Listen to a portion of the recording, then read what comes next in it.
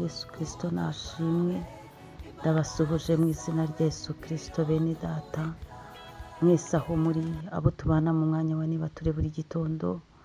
Wowe uri hano mu gihugu cyacu cy'u Rwanda, Yesu Kristo ashimwe. Abari ku migabane itandukanye y'isi, Yesu Kristo nashimwe. Inshuti zanjye bakristo b'itorero Elayono Mountain Church mu Rwanda, Yesu Kristo nashimwe.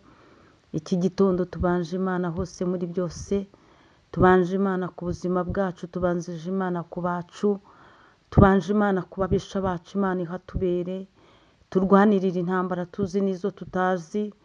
Tubyutse dushima Imana yacu. Mfasha mwene data uhereze Imana icyubahiro mu mutima wawe, uvuga ngo Yesu Kristo nushimwe.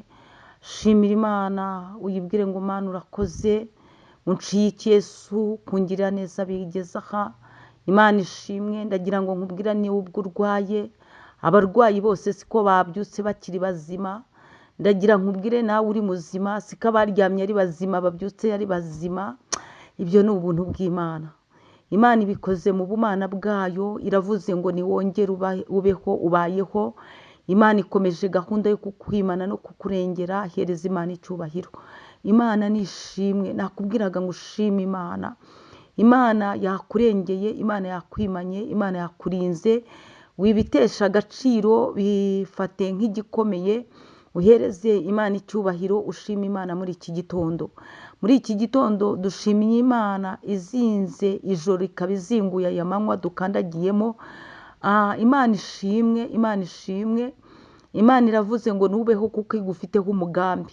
Hari icyo ishaka kugukoresha muri uyu munsi, hari icyo ishaka kugukorera muri uyu munsi, hari icyo ishaka kukwereka muri uyu munsi, hari icyo ishaka kukugezaho muri uyu munsi. Imana ishimwe. Ntabwo Imana ijya ikora ibintu by'impfabusa, ntabwo Imana yakongerera uburame kubwo gupfa ubusa, ahubwo Imana irashaka ko uba uw'umumaro, ukaba uwo kuyihamya no kuyiramya no kwishima. Imana ishimwe cyane. Imana rero ihabwa icyubahiro. Muri iki gitondo muri kumwe na Bishop Leonira, mushumba w'itorero Elayono Mountain Church mu Rwanda. Dukomeje kuba mu bihe byiza byo gusenga, dukomeje kuba mu bihe byo kubyuka turamya duhimbaza Imana yacu mu mitima yacu. Dukomeje kuba mu bihe byo kugendana n'ijambo ry'Imana buri munsi.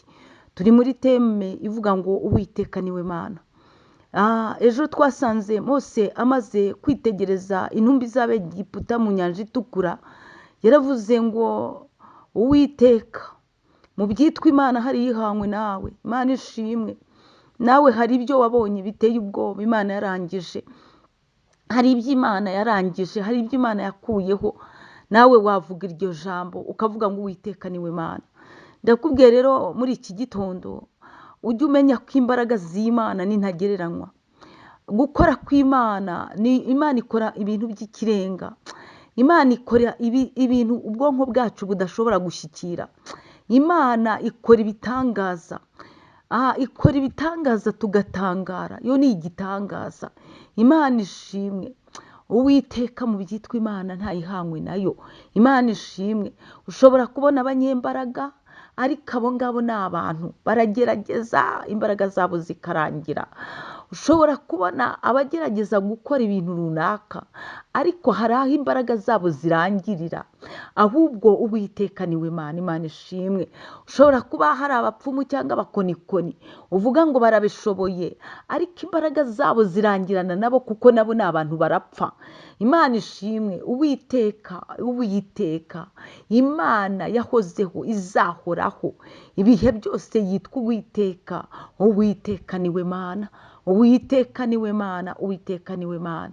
Nyemerera muri iki gitondo twongere dusome ijambo ry'Imana. Igitabo Ingoma za Mbere, ibice ni 29. Turasoma umurongo wa 10, wa 11, wa 12. Dusome twihuse mu izina rya Yesu Kristo. Handitse ngo isengesho rya Dawidi. Imana ishimwe. Dawidi yasenze iri sengesho amaze kubona ukuntu abantu bazanye amaturo bakayazana mu nzu y'Imana.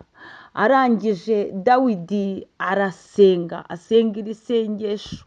aravuga ngo nicyo umurongo wa 10 dusome mu izina rya Yesu Kristo, nicyo cyatumye Dawidi ashimira Uwiteka imbere y'iteraniro ryose, aravuga ati Uwiteka Mana ya sogokuruza wacu Isiraheli uhimbazwe iteka ryose. Hanyuma 11, Uwiteka gukomera n'imbaraga n'icyubahiro, Imana ishimwe, no kunesha n'igitinyiro n'ibyawe, Imana ihabwa icyubahiro. Urumva uburyo ki Dawidi ayivuze neza, Imana ishimwe. Aravuze ngo Uwiteka gukomera n'imbaraga n'icyubahiro no kunesha n'igitinyiro n'ibyawe, kuko ibiri mu ijuru n'ibiri mu isi ari ibyawe, ubwami n'ubutware ubwami n'ubwawe Uwiteka, ushyizwe hejuru ngo ube usumba byose. 12, ubutunzi n'icyubahiro ni wowe biturukaho, kandi ni wowe utegeka byose. Mu kuboko kwawe harimo ububasha n'imbaraga, kandi kogeza no guhesha bose imbaraga biri mu butware bwawe, Imana ishimwe. Uwiteka niwe Mana, Imana ihabwa icyubahiro. Aha Dawidi avuze neza Imana, avuze gukomera kw'Imana. Dawidi afite amateka maremare, Dawidi afite amateka adasanzwe, afite amateka yo kwa se uko yavutse n'uko yabayeho, afite amateka yo mu ishyamba ari umwana muto aragira intama. Dawidi afite amateka ageze mu gihe yari ari ibwami, Sawuli amuhiga amanywa na nijoro. Dawidi afite amateka, Dawidi afite amateka y'intambara yanyuzemo. Niyo mpamvu Dawidi ageze kuri uyu murongo wa 11 avuze Imana neza cyane, ayivuze neza. Nawe nagiraga ngo ujye umutima wawe wishingikirize ku Uwiteka, wishingikirize kuri aya magambo ya Dawidi yo ku murongo wa 11 na 12. Uwiteka niwe Mana, Imana ishimwe. Uwiteka gukomera n'imbaraga n'icyubahiro. Ushobora kuba ushaka imbaraga, ushobora kuba ushaka gukomera, ushobora kuba ushaka icyubahiro, ariko Dawidi aravuze ngo Uwiteka gukomera, imbaraga n'icyubahiro no kunesha n'igitinyiro n'ibyawe, Imana ishimwe. Yari yitegereje ibyo bintu, abona ko yakomejwe n'Uwiteka, abona ko yagiye anesha intambara kubera Uwiteka, abona ko icyubahiro yicaye mu cy'ubwami agikura ku Uwiteka. Imana ishimwe. Navugaga ngo Uwiteka niwe Mana, ndakubwiye ngo Uwiteka niwe Mana. Nimba ushaka gukomera uzakomezwa n'Imana, nimba ushaka icyubahiro uzagihabwa n'Imana, nimba ushaka kurwana ukanesha urwo rugamba n'izo ntambara ubamo uzabihabwa n'Uwiteka. Uwiteka niwe Mana. Niyo mpamvu Dawidi arabitomoye neza, ageze ko n'ubutunzi no kogezwa byose biri mu kuboko k'Uwiteka. Uwiteka niwe Mana. Ndakubwiye ngo Uwiteka niwe Mana. Gukomera kwawe bizaturuka ku Mana, icyubahiro uzagihabwa n'Imana, igitinyiro uzagihabwa n'Imana. Uwiteka niwe Mana. Imana ishimwe cyane. Shalom shalom, muhahe muronke mugendane n'Imana. Imana ibakomeze kandi baneshereze, kandi Imana inakubahishe sha.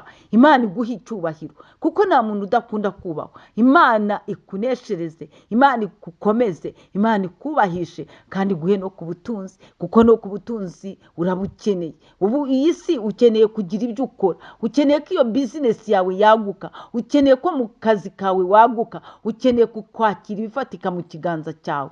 Rero byose biri ku Uwiteka. Uwiteka niwe Mana. Imana iguha umugisha. Shalom shalom.